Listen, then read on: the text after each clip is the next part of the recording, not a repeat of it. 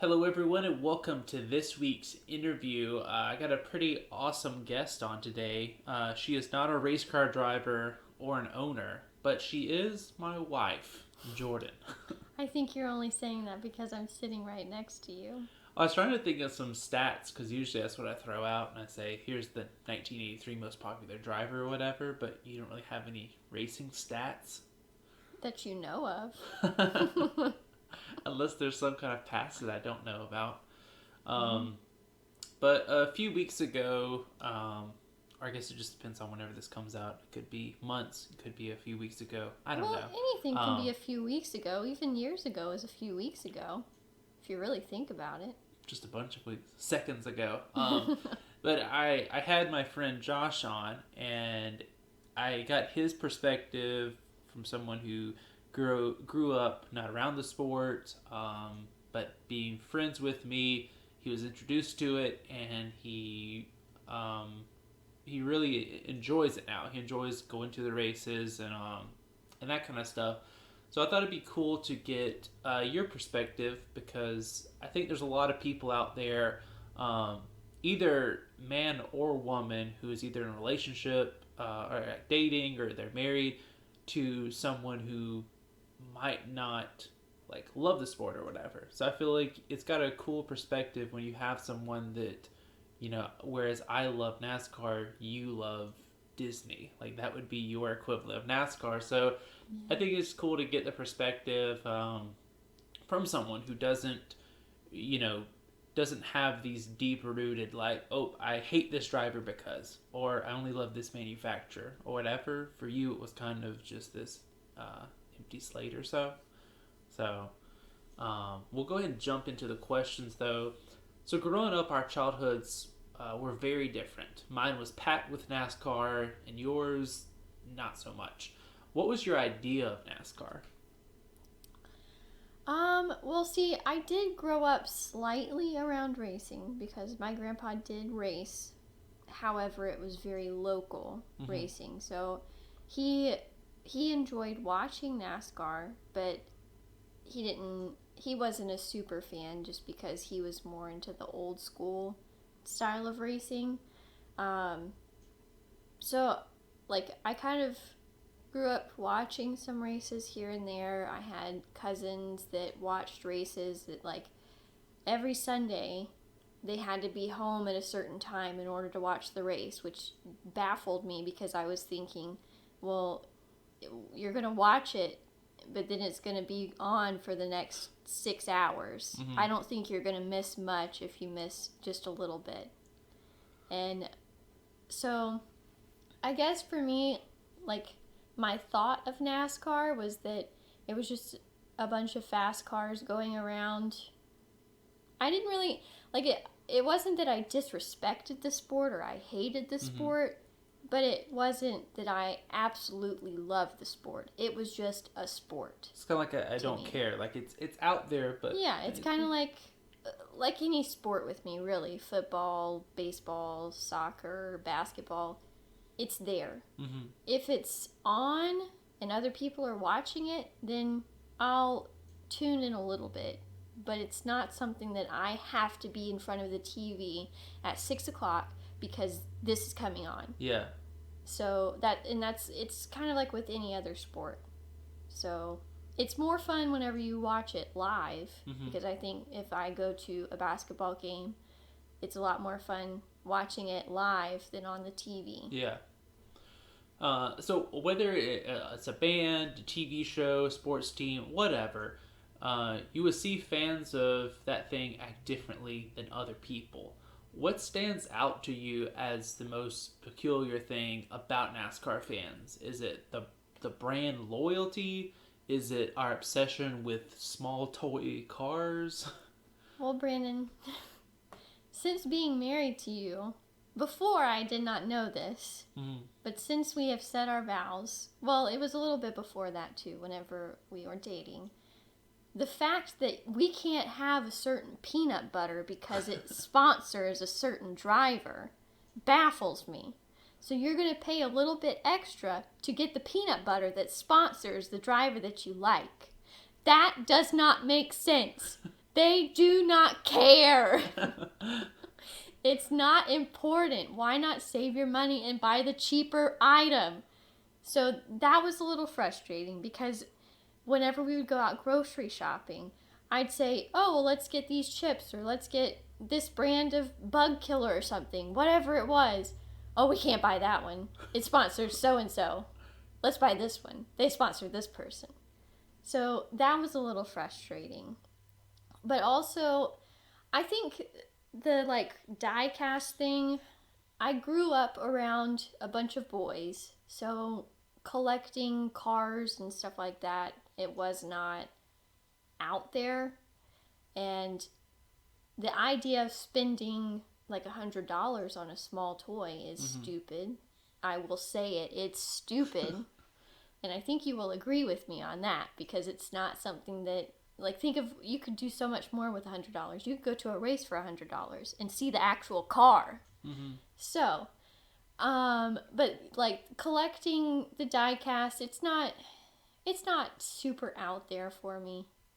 But yeah, I think the brand loyalty thing is what gets me the most because that's like you will die on that hill. And there's no need for that. Now, luckily for me, though, most of the time it's a suggestion because I'm also very frugal. So I'm not going to spend $5 for the peanut butter. But I will suggest that if we want to get a quality peanut butter, we get that. You base the quality of the item on the fact that they sponsor certain people. Do you not know that they don't care who the driver is? I don't eat a lot of mayonnaise, but if I was going to make a potato salad, you get Hellmann's. Get some Hellmann's because they sponsor Junior. You know they're good people. I guarantee you that the CEO of Hellmann's has never met Dale Jr. And if he has, it was maybe once in passing. And he probably has not washed his hand to this day. Next question. What would you say is the biggest perk of being married to a NASCAR fan? Are there any? I'm just kidding. I guess just the getting to go to events like the races and stuff like that. I think being married to a frugal race fan is helpful because you don't spend $100 on a die cast.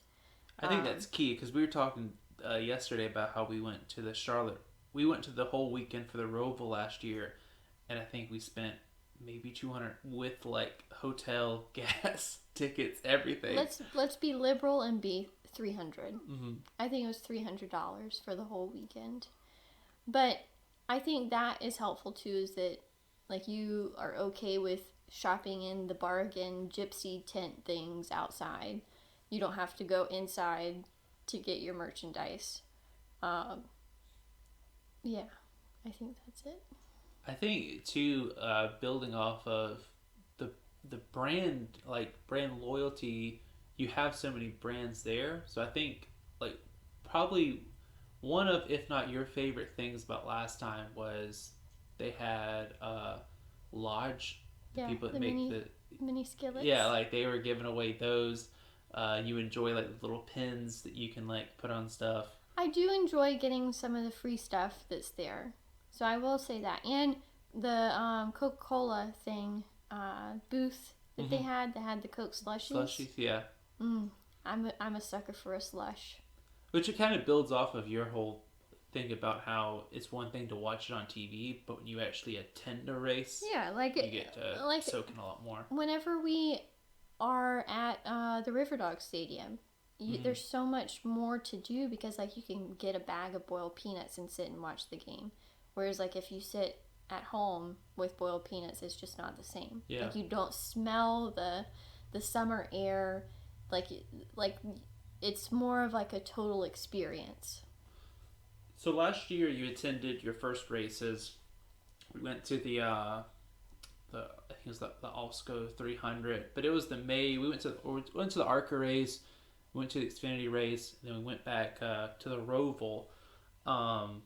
What were your expectations beforehand, thinking, okay, we're going to a race, and then after you left, was there something you thought, man, I didn't even think that was going to be fun, or do you think, should have brought more sunscreen or whatever. Well, I did learn that night races are the way to go. Forget about day races because you are going to be bacon. Frying in a frying pan with other pieces of bacon surrounding you. Night races are definitely better than day races because you are not suffering.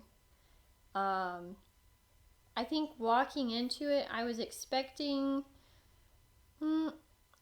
I guess I didn't really have any expectations because a lot of times I don't create expectations for things because I just don't. I don't come up with scenarios in my head and then hope that they go certain ways.